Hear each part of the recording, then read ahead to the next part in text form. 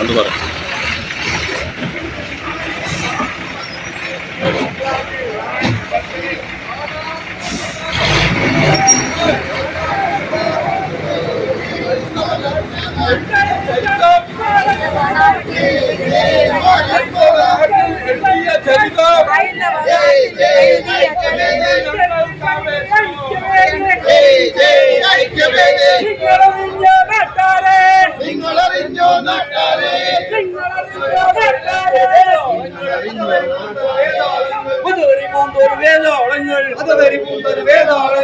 വിളിച്ചും അതുപോലെ ചെയ്തും വിളിച്ചും അതുപോലെ ചെയ്തും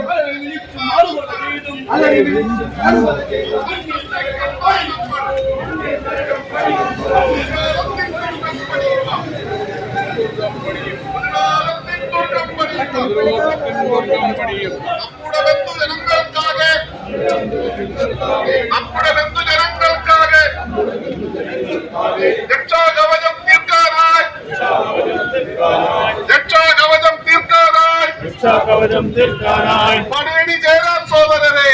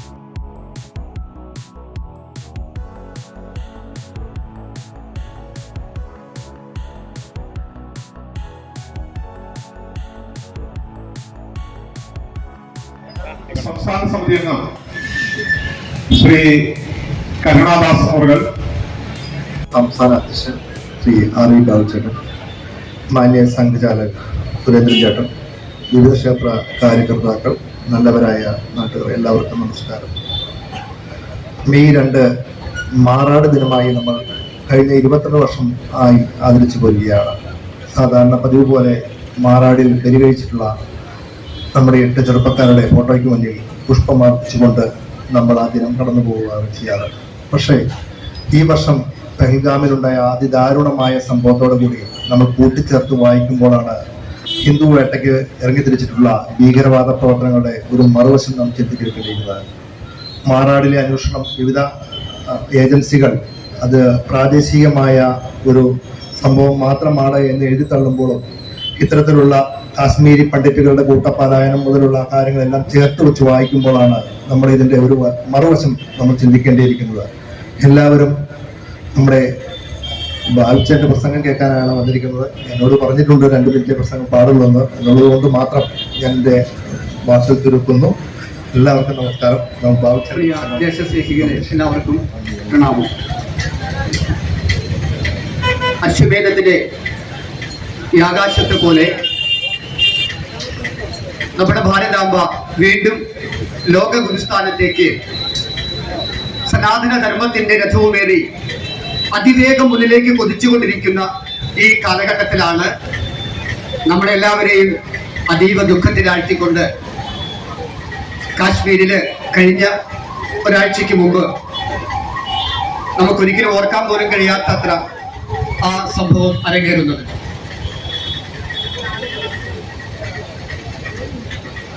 സനാതന ധർമ്മത്തിൽ ജനിക്കുകയും ഹിന്ദുവായി ജീവിക്കുക എന്ന് ചെയ്ത ആ ഒരൊറ്റ കാരണത്താൽ മാത്രമാണ് സ്വന്തം കൂടപ്പിറപ്പുകളുടെ മുന്നിൽ വെച്ച് ഉറ്റവരുടെയും ഉടയവരുടെയും നേരെ മുന്നിൽ വെച്ച് മത തീവ്രവാദികളായ ആ ദുഷ്ടശക്തികളുടെ വെടിയേറ്റ് പിടഞ്ഞ് 26 സഹോദരങ്ങൾ മരണമടഞ്ഞത് നമുക്ക് ഒരിക്കലും ഓർക്കാനും മറക്കാനും കഴിയില്ല.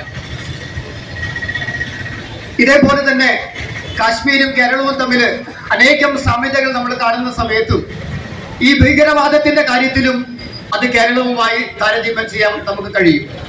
അതിനുദാഹരണമാണ് 2 പതിറ്റാണ്ടുകൾക്കപ്പുറത്ത് കോഴിക്കോട് മാറാട് കടപ്പുറത്ത് ഇതേപോലെ തന്നെ ആ കടലമ്മയുടെ മടിത്തട്ടില് വിശ്രമിക്കാനിരുന്ന നമ്മുടെ സഹോദരങ്ങളെ കണ്ടം തുണ്ടം വെട്ടിയെരിഞ്ഞ ഇസ്ലാമിക മത തീവ്രവാദികൾ.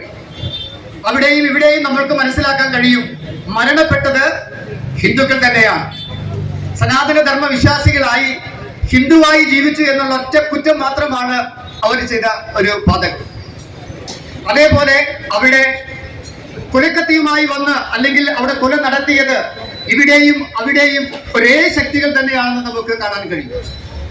ഇങ്ങനെ നമ്മുടെ മനസ്സിൽ അത്ര കണ്ട ആഴത്തിൽ നമ്മളെ വേദനിപ്പിച്ച, നമുക്ക് എല്ലാവർക്കും ഒരിക്കലും ഓർക്കാൻ പോലും കഴിയാത്ത തരത്തില് ആ നരനായാട്ട്, നമുക്കറിയാം നമ്മളെല്ലാവരും അമർഷത്തിന്റെയും ദേഷ്യത്തിന്റെയും പ്രതിഷേധത്തിന്റെയും അതിലേറെ ദുഃഖത്തിന്റെയും ഒക്കെ വികാരങ്ങളുടെ ശരശയ്യയിലാണ് ഇപ്പൊ നമ്മളെല്ലാവരും. ആ ആത്മസംയമനം കൈവിടാതെ നമ്മളെല്ലാവരും ഈ സമൂഹത്തോട് നമ്മുടെ പ്രതിഷേധം വിളിച്ചറിയിക്കുവാൻ വേണ്ടി മാത്രമാണ് നമ്മൾ ഇന്നിങ്ങനെ ഒരു ചടങ്ങ് സംഘടിപ്പിച്ചത്. ഈ ചടങ്ങില് അധ്യക്ഷം പദം അലങ്കരിക്കുന്ന മാന്യദേഹം ആദ്യം ഇവിടെ പറഞ്ഞു കഴിഞ്ഞു. ഹിന്ദു ഐക്യവേദിയുടെ കുന്നത്തുനാട് താലൂക്കിന്റെ പ്രസിഡന്റാണ് അദ്ദേഹം, ശ്രീ അഡ്വക്കേറ്റ് CR അനിൽകുമാർ. അദ്ദേഹം കോലഞ്ചേരി അടുത്താണ് അദ്ദേഹത്തിന്റെ സ്വദേശം. ബഹുമാനപ്പെട്ട കേരള ഹൈക്കോടതിയിലെ അഭിഭാഷകനാണ് അദ്ദേഹം. അദ്ദേഹത്തെ സ്നേഹത്തോടെ സ്വാഗതം ആശംസിക്കുന്നു. അദ്ദേഹത്തോടൊപ്പം ഈ പ്രതിഷേധ യോഗത്തെ അഭിസംബോധന ചെയ്യാൻ നമ്മളോടൊപ്പം എത്തിച്ചേർന്നിട്ടുള്ളത് നമുക്ക് എല്ലാവർക്കും സുപരിചിതനായ ഹിന്ദു ഐക്യവേദിയുടെ ആരാധനയായ സംസ്ഥാന അധ്യക്ഷൻ ശ്രീ RV ബാബുജിയാണ്. ബാബുചേട്ടൻ നമുക്ക് എല്ലാവർക്കും അറിയാം, ഇന്ന് പ്രതികരിക്കുന്ന കേരളത്തിലെ ഹിന്ദുവിന്റെ മുഖവും നാവുമാണ് അദ്ദേഹം. അദ്ദേഹത്തെ ഒത്തിരി സ്നേഹത്തോടെ അതിലേറെ അഭിമാനത്തോടെ സ്വാഗതം ആശംസിക്കുന്നു.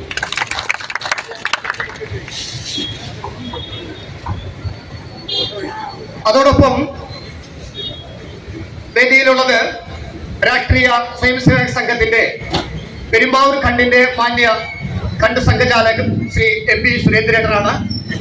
നമുക്കറിയാം, പതിറ്റാണ്ടുകളായി സംഘവും സംഘപ്രസ്ഥാനങ്ങൾക്കുമെല്ലാം മാർഗനിർദ്ദേശം നൽകി നമ്മളുടെ ഒപ്പമുള്ള അദ്ദേഹത്തെ ഒത്തിരി ആദരവോടെ സ്വാഗതം ആശംസിക്കുന്നു.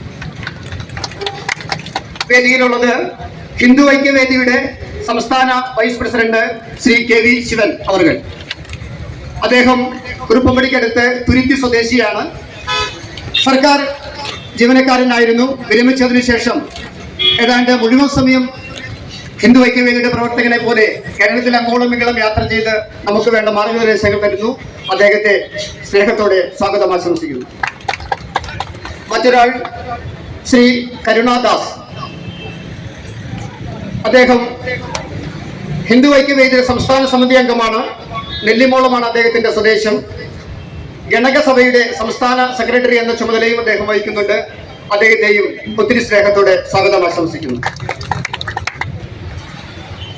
ഇവരോടൊപ്പം വേദിയിലുള്ളത് ശ്രീ PC ബാബു. അദ്ദേഹം ഹിന്ദു ഐക്യവേദിയുടെ ജില്ലാ പ്രസിഡന്റാണ്. അമ്പാട്ടുകാവാണ് അദ്ദേഹത്തിന്റെ സ്വദേശം. അദ്ദേഹത്തെയും ആദരവോടെ സ്വാഗതം ആശംസിക്കുന്നു. മറ്റൊന്ന് ജില്ലയുടെ ട്രഷററും ഹിന്ദു ഐക്യവേദി കുന്നത്തുനാട് താലൂക്കിന്റെ പ്രഭാരിയുമായ നമുക്ക് എല്ലാവർക്കും സുപരിചിതനായ നമ്മുടെ സഹോദരൻ PS വേണുഗോപാൽ. അദ്ദേഹത്തെയും സ്വാഗതം ആശംസിക്കുന്നു.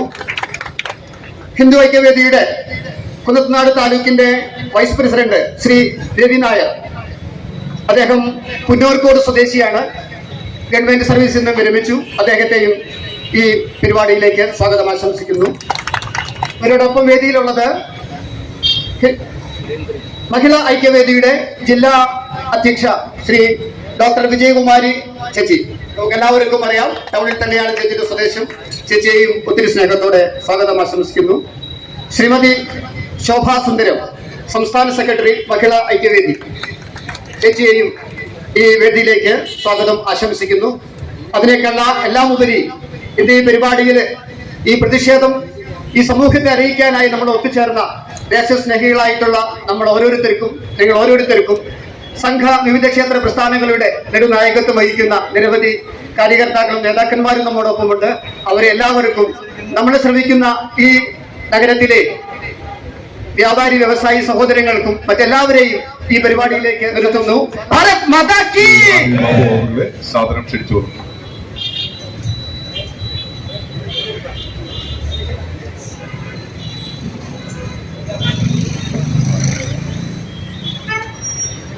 ഈ സമ്മേളനത്തിന്റെ അധ്യക്ഷൻ ശ്രീ CR അനിൽകുമാർ, വേദിയിൽ ഉപവിഷ്ടരായിട്ടുള്ള ഹിന്ദു ഐക്യവേദിയുടെ സംസ്ഥാന ഉപാധ്യക്ഷൻ ശ്രീ KV ശിവൻചേട്ടൻ, സംസ്ഥാന സമിതി അംഗം ശ്രീ കരുണദാസ്, സംഘത്തിന്റെ ഈ പെരുമ്പാവൂർ ഖണ്ഡ് സംഘചാലക് സുരേന്ദ്രജി, ഹിന്ദു ഐക്യവേദിയുടെ ജില്ലാ അധ്യക്ഷൻ ശ്രീ PC ബാബു, മഹിളാ ഐക്യവേദിയുടെ ജില്ലാ അധ്യക്ഷ വിജയകുമാരി ചേച്ചി, സംസ്ഥാന സെക്രട്ടറി ശോഭ സുന്ദരം, ശ്രീ രവിചേട്ടൻ, മറ്റ് താലൂക്കിന്റെ ചുമതലപ്പെട്ടവര്, വേണുചേട്ടൻ, ഹിന്ദു ഐക്യവേദിയുടെ പെരുമ്പാവൂർ താലൂക്ക് കുന്നനാട് താലൂക്കിന്റെ പ്രഭാരിയും ജില്ലാ ട്രഷററുമാണ്. ജില്ലയുടെയും താലൂക്കിന്റെയും പഞ്ചായത്തിന്റെയും ഒക്കെ കാര്യകർത്താക്കന്മാരിവിടെയുണ്ട്. സംഘ വിവിധ ക്ഷേത്ര സംഘടനകളുടെ ചുമതലപ്പെട്ടവരുണ്ട്. BJPയുടെയും BMSന്റെയും ബാലഗോകുലത്തിന്റെയും ഒക്കെ ചുമതലപ്പെട്ടവരിവിടെ ഞാൻ കാണുന്നുണ്ട്. അവരെല്ലാം എന്നെ കേൾക്കുന്ന പെരുമ്പാവൂരിലെ സജ്ജനങ്ങൾ എല്ലാവർക്കും സ്നേഹം നിറഞ്ഞ നമസ്കാരം. അത്യന്തം ദുഃഖഭാരത്തോടു കൂടിയിട്ടാണ് നമ്മൾ ഇന്ന് ഈ ചടങ്ങിൽ പങ്കെടുക്കുന്നത്. ഇന്നലെയാണ് യഥാർത്ഥത്തിൽ മാറാട് അനുസ്മരണ ദിനം എന്ന നിലയ്ക്ക് ഹിന്ദു ഐക്യവേദി മുഴുവൻ സംസ്ഥാനത്തും ആചരിച്ചത്. പെരുമ്പാവൂരിൽ അത് ഇന്നത്തേക്ക് മാറ്റാൻ കാരണം ഇന്നലെ നമ്മുടെ ആദിശങ്കര ജയന്തി ദിവസമായിരുന്നു. നമുക്കെല്ലാവർക്കും അറിയാവുന്ന പോലെ കാലടിയിൽ മഹാപരിക്രമയും മുതലക്കടവ് സ്നാനവും സന്യാസി സംഗമവും ഒക്കെ ആയിട്ട് നമുക്ക് എല്ലാവർക്കും അവിടെ പങ്കെടുക്കേണ്ടതുണ്ട് എന്നുള്ളത് കൊണ്ടാണ് എറണാകുളം ജില്ലയിൽ മാത്രം 1-ാം തീയതിയും 3-ാം തീയതിയുമായിട്ട് ഈ പരിപാടി നടത്താൻ തീരുമാനിച്ചത്. അപ്പൊ ഇന്നലെ ആദിശങ്കരന്റെ ജന്മദിനമാണ്. ഇതിൽ പങ്കെടുത്തവരുണ്ടാകും ഒരുപാട് പേര്.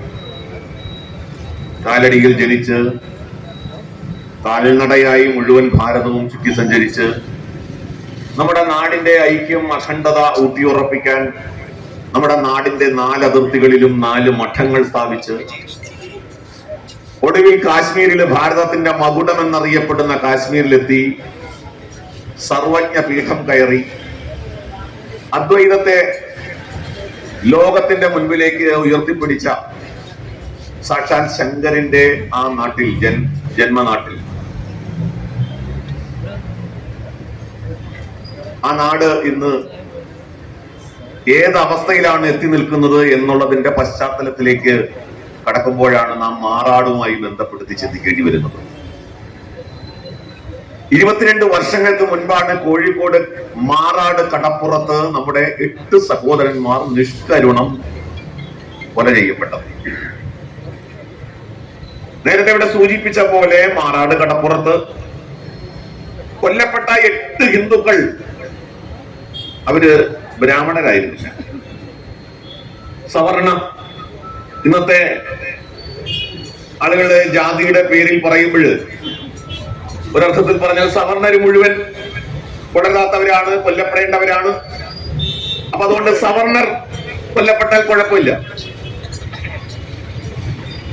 അങ്ങനെയുള്ളവരായില്ല. അല്ല, മാറാട് കൊല ചെയ്യപ്പെട്ടത് മത്സ്യത്തൊഴിലാളികളാണ്. കടലിനോട് അന്നന്നത്തെ അത്താഴത്തിന് വേണ്ടി മല്ലിട്ട് ജീവനോപാധി നടത്തിയ പാവപ്പെട്ട മത്സ്യത്തൊഴിലാളികളെയാണ് നിഷ്കരുണം മാറാടിന്റെ കടപ്പുറത്ത് വിട്ടി വീഴ്ത്തിയത്. എന്തു തെറ്റാണ് അവർ ചെയ്തത്? മാറാട് കടപ്പുറത്ത് കൊല്ലപ്പെട്ടവരുടെ ചിത്രം ഇവിടെ വെച്ചിട്ടുണ്ട്. 65 വയസ്സുണ്ട് കൃഷ്ണേട്ടന്, 63 വയസ്സുണ്ട് ദാസേട്ടന്. കൊല്ലപ്പെട്ടവർ അവര് ഏത് വിഭാഗത്തിൽപ്പെടുന്നവരാണ് എന്ന് നോക്കാതെയാണ് നിഷ്കരണം അവര് കൊന്നുകളഞ്ഞത്. അവരുടെ പ്രായം, അവരുടെ ആരോഗ്യം, കണ്ണിൽ കണ്ടവരെ മുഴുവൻ വെട്ടി വീഴ്ത്തുകയായിരുന്നു. അങ്ങനെ കൊല്ലപ്പെട്ടവരില് ഒരു വീട്ടിലെ ജ്യേഷ്ഠാനുജന്മാരുണ്ട്, സന്തോഷം, പുഷ്പരാണ്. ഒരമ്മയ്ക്ക് 2 മക്കളെ ഉള്ളൂ. ആ 2 മക്കളും കൊല്ലപ്പെട്ടു മാറാട് കടപ്പുറത്ത്. അതിൽ സന്തോഷിന്റെ വിവാഹം കഴിഞ്ഞത് 4 ദിവസമേയായിരുന്നു.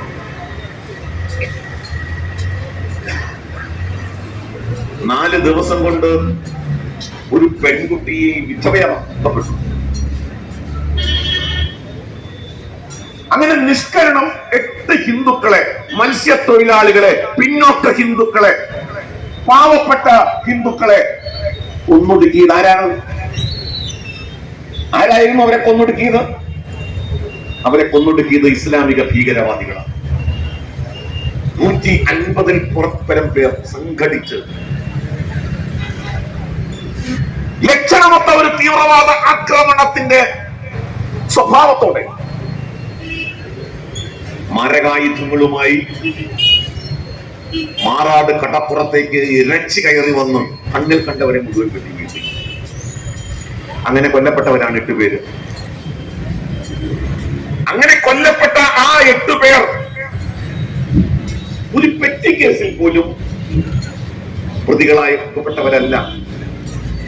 അവരാരെങ്കിലും കൊല ചെയ്തതിൽ പ്രതികളല്ല. ആരെയെങ്കിലും ഉപദ്രവിച്ചതിന്റെ പേരിൽ മാറാട് പോലീസ് സ്റ്റേഷനിൽ ഒരു പെറ്റി കേസ് പോലുമില്ല. അവരെയാണ് കൊന്നത്. എന്തുകൊണ്ടാണ് അവർ കൊല്ലപ്പെട്ടത്? അവർ ഹിന്ദുക്കളാണ് എന്നുള്ളതിന്റെ പേരിലാണ്. പറയുന്നത് എന്താണ്? 2003-ലാണ് മാറാട് കൂട്ടക്കൊല. 2002-ൽ 1 വർഷം മുൻപ് ഒരു ജനുവരി മാസം, 2002-ലെ ജനുവരി മാസത്തില് അവിടെ ന്യൂ ഇയർ ആഘോഷവുമായി ബന്ധപ്പെട്ട് അവിടുത്തെ ക്ലബ്ബ് സാഗരമാല എന്ന് പറഞ്ഞൊരു ക്ലബ്ബുണ്ട് മാറാട്. അതിന്റെ പേരിൽ ന്യൂ ഇയർ ആഘോഷം നടത്തിയപ്പോൾ ഉണ്ടായ ഒരു കശവിശയെ തുടർന്നാണ്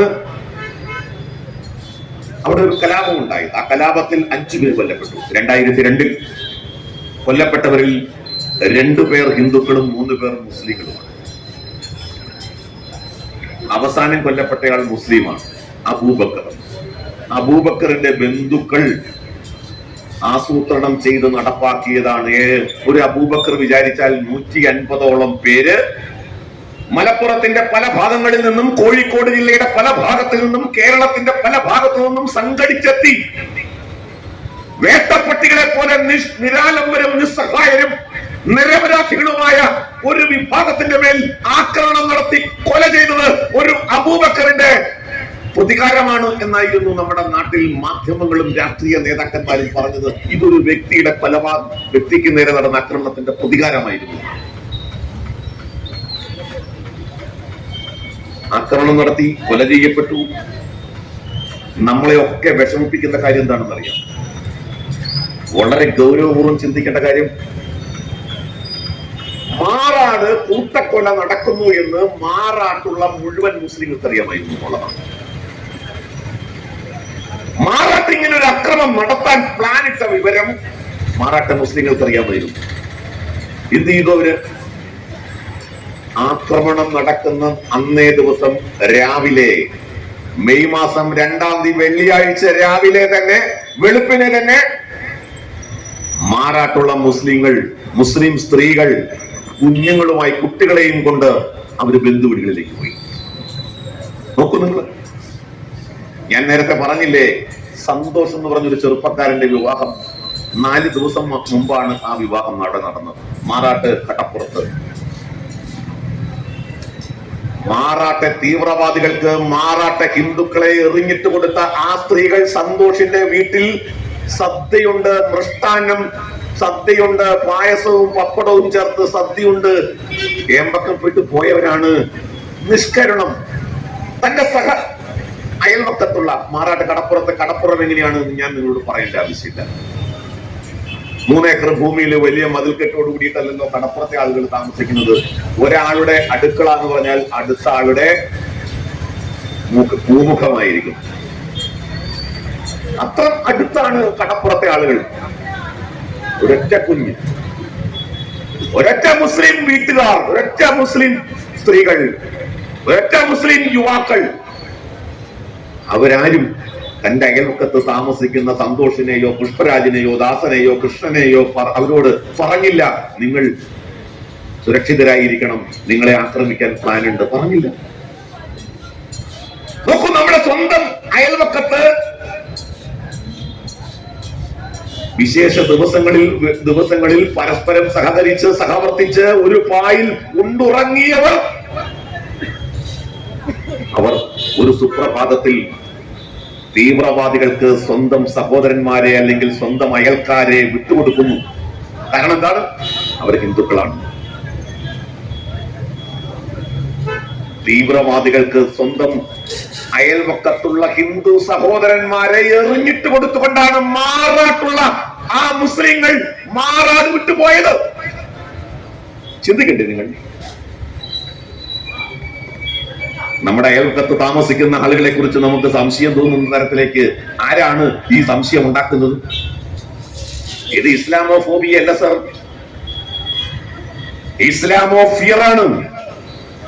നിങ്ങളെ ഭയപ്പെടുകയാണ്. കാരണം നിങ്ങളോടൊപ്പം നിന്നവർ, നിങ്ങൾക്കൊപ്പം ജീവിച്ചവർ, നിങ്ങളോടൊപ്പം ഉണ്ടുറങ്ങിയവരെ നിങ്ങൾ തീവ്രവാദികൾക്ക് എറിഞ്ഞിട്ട് കൊടുത്തു, ഭീകരവാദികളുടെ വാൾത്തലപ്പുകൾക്ക് എറിഞ്ഞിട്ട് കൊടുത്ത് നിങ്ങൾ രക്ഷപ്പെട്ടവരാ. പോലീസ് മാറാട് ജുമാ മസ്ജിദ് റെയ്ഡ് ചെയ്തു. മാറാട്ടുള്ള മുസ്ലിം പള്ളി റെയ്ഡ് ചെയ്തപ്പോൾ മാറാട്ട് ഈ അക്രമം നടത്തിയ ആളുകൾ മുഴുവൻ അഭയം തേടിയത് മാറാട്ട് മുസ്ലിം പള്ളിയിലാണ്. നൂറുകണക്കിന് വാളുകൾ, നൂറുകണക്കിന് മാരകായുധങ്ങൾ അള്ളാഹുവിനെ പ്രാർത്ഥിക്കാൻ വേണ്ടി ഒത്തുകൂടുന്ന മാറാട് ജുമാ മസ്ജിദിൽ അള്ളാഹു നീ വലിയവനാണ്, നീ കൃപാലുവാണ്, നീ ദയാലുവാണ്, നീ പരമകാരുണികനാണ് എന്ന് പറഞ്ഞ് നിത്യേന പ്രാർത്ഥിക്കുന്ന 5 നേരം ബാങ്ക് കൊടുക്കുന്ന മാറാട് ജുമാ മസ്ജിദിൽ സ്വന്തം അയൽക്കാരിന്റെ കഴുത്ത് വെട്ടിയെടുത്ത കത്തി, ആ വാൾ സൂക്ഷിച്ചത് മാറാട് ജുമാ മസ്ജിദ് പള്ളിയിലായിരുന്നു. അവിടെ ഒരു കലണ്ടർ തൂങ്ങിക്കടന്നിരുന്നു. ആ കലണ്ടറിൽ മെയ് മാസം 2 എന്നുള്ളത് ചുവന്ന മഷിയിൽ വൃത്തം വരച്ചു വെച്ചിരുന്നു. മെയ് മാസം 2 എന്ന് വെച്ചാൽ എന്താണ് അതിന്റെ അർത്ഥം? മാറാട്ട് പള്ളിയിലെത്തിയ മുഴുവൻ ആളുകൾക്കും, പ്രാർത്ഥിക്കാൻ എത്തിയിരുന്ന മുഴുവൻ ആളുകൾക്കും, മാറാട്ടുള്ള മുസ്ലിങ്ങൾക്ക് മുഴുവൻ ആളുകൾക്കും മാറാട്ട് മെയ് മാസം 2-ാം തീയതി എന്ത് നടക്കാൻ പോകുന്നു എന്നറിയാമായിരുന്നു എന്നാണ്. ഇതെല്ലാം ആർവി ബാബു ഹിന്ദു ഐക്യവേദിയുടെ സംസ്ഥാന അധ്യക്ഷൻ പറയുന്നതെല്ലാം മാറാട് ജുഡീഷ്യൽ കമ്മീഷൻ റിപ്പോർട്ടിലുള്ള കാര്യമാണ് ഞാൻ ഈ പറയുന്നത്. നിങ്ങൾ വെറുതെ ഗൂഗിളിൽ പോയിട്ട് മാറാട് ജുഡീഷ്യൽ കമ്മീഷൻ റിപ്പോർട്ട് എന്ന് അടിച്ചാൽ നിങ്ങൾക്ക് അതിന്റെ PDF കിട്ടും. എന്താണ് കേരളത്തിന്റെ സ്ഥിതി? ഇത് മാറാട്ട് ഈ അക്രമം നടത്തിയവരെ കുറിച്ച് പറയുമ്പോഴേ നമ്മളെയൊക്കെ ആശങ്കപ്പെടുത്തുന്നു. ഈ 8 ഹിന്ദുക്കളെ കണ്ടം തുണ്ടമായി വെട്ടി നുറുക്കാൻ 150-150ഓളം പേര് വന്നു എന്ന് ഞാൻ പറയുമ്പോൾ അവർ ഏതെങ്കിലും ഒരൊറ്റ രാഷ്ട്രീയ പ്രസ്ഥാനത്തിൽപ്പെട്ടവർ മാത്രമായിരുന്നില്ല. അവര് NDF-കാരുണ്ടായിരുന്നു. അന്നത്തെ NDF, നാഷണൽ ഡിഫൻസ് ഫോഴ്സ്, പിന്നീട് പോപ്പുലർ ഫണ്ടായത് അവരാണ്. അന്നത്തെ NDF-ന്റെ നേതൃത്വത്തിലാണ് മാറാട് അക്രമം നടത്തിയത്. പക്ഷെ NDF-കാര് മാത്രമാണോ? മാറാട് ജുഡീഷ്യൽ കമ്മീഷൻ റിപ്പോർട്ട് മാത്രമല്ല, അന്നത്തെ മുഖ്യമന്ത്രി AK ആന്റണി നിയമസഭയിൽ പറഞ്ഞ റിപ്പോർട്ട് അനുസരിച്ച് ഇന്ന് സമാധാനത്തിന്റെ വെള്ളരിപ്രാവുകൾ മതസൗഹാർദ്ദത്തിന്റെ അപ്പസ്തോലന്മാർ, മതസാഹോദര്യത്തിന്റെ യഹോവ എന്നൊക്കെ വിളിച്ച് നമ്മുടെ നാട്ടിൽ മാധ്യമങ്ങൾ അടക്കം വെള്ള പൂശിക്കൊണ്ട് നടക്കുന്ന മുസ്ലിം ലീഗ് IUML, മുസ്ലിം ലീഗിന്റെ 22 പേർ മാറാട്ട ഹിന്ദുക്കളെ കൂട്ടക്കൊല ചെയ്യാൻ നേതൃത്വം കൊടുത്തവർപ്പെട്ടവരാണ്. പ്രതികളായി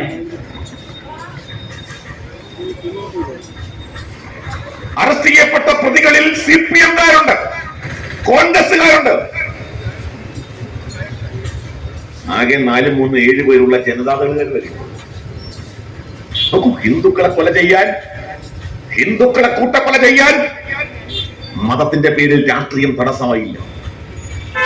കോൺഗ്രസുകാരനായ മുസ്ലിം, കമ്മ്യൂണിസ്റ്റുകാരനായ മുസ്ലിം, NDF-കാരനായ മുസ്ലിം, മുസ്ലിം ലീഗുകാരനായ മുസ്ലിം എല്ലാവരും ഒരുമിച്ചു ഹിന്ദുവിന്റെ കഴുത്ത് വെട്ടാൻ. എല്ലാവർക്കും ഒരൊറ്റ ശബ്ദമായിരുന്നു. നീതിക്ക് വേണ്ടി ഹിന്ദുക്കൾ ഇവിടെ സമരം നടത്തി. ഹിന്ദുക്കൾ പറഞ്ഞത് എന്തായിരുന്നു? ഈ മാറാട്ടെ അക്രമത്തിന്റെ ആസൂത്രണം, അത് വലിയൊരു ആസൂത്രണം അതിന്റെ പിന്നിലുണ്ട്. ഇതിന്റെ പിന്നിൽ ഒരു ഗൂഢാലോചനയുണ്ട്. ഇത് കേവലം ഒരു അബൂബക്കറിന്റെ ആസൂത്രണമല്ല. ഇതിന്റെ പിന്നിൽ അന്താരാഷ്ട്ര തലത്തിൽ ബന്ധമുള്ള തീവ്രവാദ സംഘടനകളുണ്ട്. ഇതിനു വേണ്ടിയുള്ള ധനസമാഹരണമുണ്ട്. ഇതിനു വേണ്ടി ആയുധങ്ങൾ സംഭരിച്ചിട്ടുണ്ട്. ഇതിന്റെയൊക്കെ അന്വേഷണം CBI ഏൽപ്പിക്കണം. നമ്മളാരും 8 പേരെ കൊന്നപ്പം മറിച്ച് മറുഭാഗത്തുള്ള 8 പേരെ കൊല്ലണം എന്നല്ല സർക്കാരിനോട് പറഞ്ഞത്. ഞങ്ങൾ കൊല്ലുമെന്നായിരുന്നില്ല. കേരളത്തിലെ ഹിന്ദുക്കൾ ഒരുമിച്ച് ഒരൊറ്റ ശബ്ദത്തോടു കൂടി പറഞ്ഞു, ഞങ്ങൾക്ക് നീതി വേണം, ന്യായം വേണം. ഇതിന്റെ പിന്നിൽ പ്രവർത്തിച്ച തീവ്രവാദ ശക്തികളെ പുറത്തു കൊണ്ടുവരണം. ഇത് കേവലം ഒരു ക്രിമിനൽ ആക്ടിവിറ്റി അല്ല. ഇതിന്റെ പിന്നിൽ ഒരു തീവ്രവാദ ശക്തികളുണ്ട്, തീവ്രവാദ ബന്ധമുണ്ട്. അതിന്റെ പിന്നിൽ വലിയ തോതിലുള്ള ധനസമാഹരണം നടന്നിട്ടുണ്ട്, ആയുധ സമാഹരണം നടന്നിട്ടുണ്ട്. ഒരു അന്താരാഷ്ട്ര തലത്തിലുള്ള, സംസ്ഥാനാന്തര തലത്തിലുള്ള തീവ്രവാദ ശക്തികളുടെ പങ്കാളിത്തമുണ്ട്. ആ പങ്കാളിത്തം പുറത്തു കൊണ്ടുവരാൻ CBI അന്വേഷണം നടന്നു. എന്തായിരുന്നു നമ്മുടെ നാട്ടിലെ കമ്മ്യൂണിസ്റ്റ് പാർട്ടിയുടെയും കോൺഗ്രസിന്റെയും നിലപാട്? നിരപരാധികളായ, നിസ്സഹായരായ, നിരാലംബരായ 8 ഹിന്ദുക്കളെ കൂട്ടക്കൊല ചെയ്തപ്പോൾ അവർക്ക് നീതി കിട്ടണം, അതിന് CBI അന്വേഷണം, എങ്കിൽ CBI അന്വേഷണം തന്നെ വേണം എന്ന അഭിപ്രായം അല്ല കമ്മ്യൂണിസ്റ്റ് പാർട്ടി നേതാക്കന്മാർ പറഞ്ഞു. CBI അന്വേഷണത്തെ അന്ന് കമ്മ്യൂണിസ്റ്റ് പാർട്ടിയുടെ സെക്രട്ടറി ആയിരുന്ന പിണറായി വിജയൻ, ഇന്നത്തെ കേരളത്തിന്റെ മുഖ്യമന്ത്രി, അന്നത്തെ KPCCയുടെ പ്രസിഡന്റ് K. മുരളീധരൻ അളകാപുരി ഓഡിറ്റോറിയത്തിൽ നടത്തിയ സമ്മേളനത്തിൽ സംയുക്തമായി കൈകോർത്ത് പിടിച്ചുകൊണ്ട് പറഞ്ഞു, ഒരു കാരണവശാലും മാറാട് കേസ് CBIക്ക് കൊടുക്കാൻ പാടില്ല, CBI അന്വേഷണം പാടില്ല. ഹിന്ദുക്കൾക്ക് നീതി കിട്ടേണ്ട സാഹചര്യം വന്നപ്പോൾ ആ നീതി കിട്ടേണ്ട സാഹചര്യം പോലും തടഞ്ഞതാരായിരുന്നു? അതിന്റെ പിന്നിലുള്ള തീവ്രവാദ ബന്ധം അന്വേഷിക്കണം എന്നുള്ള ആരോപണം അത് ആവശ്യപ്പെട്ടതാരാ? ജുഡീഷ്യൽ കമ്മീഷൻ റിപ്പോർട്ടാണ്. CBI അന്വേഷിക്കണം, റവന്യൂ ഇന്റലിജൻസ് അന്വേഷിക്കണം, IT ഡിപ്പാർട്ട്മെന്റ് അന്വേഷിക്കണം, ഇതിന്റെ പണം വരവിനെ കുറിച്ച് അന്വേഷിക്കണം. ഇതെല്ലാം പറഞ്ഞത് ജുഡീഷ്യൽ കമ്മീഷനാണ്. CBI അന്വേഷണത്തിന് അനുകൂലിച്ചോ? ഇല്ല. ഗൂഢാലോചന അന്വേഷിച്ചോ? ഇല്ല. UDF-ന്റെ നേതാവ് ശ്രീമാൻ VD സതീശൻ അറിയാമോ? നിങ്ങൾ കൈകോർത്ത്, നിങ്ങൾ കെട്ടിപ്പിടിച്ച് നടക്കുന്ന മുസ്ലിം ലീഗിന്റെ കോഴിക്കോട് നേതാവ് മായിൻ ഹാജിയുടെ ഗൂഢാലോചനയാണ്. ഇതിന്റെ പിന്നിലുണ്ട്. മായിൻ ഹാജിയുടെ നേതൃത്വത്തിലും അറിവോടും കൂടിയാണ്, ലീഗിന്റെ നേതാവിന്റെ അറിവോട് കൂടിയാണ് മാറാട് കടപ്പുറത്ത് 8 ഹിന്ദുക്കളെ അരിക്കൊല ചെയ്തത് എന്ന് മാറാട് ജുഡീഷ്യൽ കമ്മീഷൻ റിപ്പോർട്ട് പറയുന്നുണ്ട്. കോൺഗ്രസ് ലീഗിനോടൊപ്പമാണ് തോളിൽ കൈവച്ചുകൊണ്ട് നടക്കുന്നത്. ഹിന്ദുക്കളെ കൊല ചെയ്തത് കോൺഗ്രസിന് ഒരു പ്രശ്നമല്ല. കോൺഗ്രസ് പറയുന്നത് മുസ്ലിം ലീഗ് ഒരു മാനവ സാഹോദര്യത്തിന്റെ, മതസൗഹാർദ്ദത്തിന്റെ, സാഹോദര്യത്തിന്റെ ഒക്കെ വലിയ വെള്ളരിപ്രാവുകളാണ് എന്നാണ്. ഇതെല്ലാം നമ്മുടെ കൺമുമ്പിൽ നമ്മൾ കണ്ടതല്ല. ഒടുവിൽ 2016 കേരള ഹൈക്കോടതി ഉത്തരവിട്ടു CBI അന്വേഷണം നടത്തണം. അപ്പോഴേക്കും എന്തോരം വെള്ളമൊഴുകി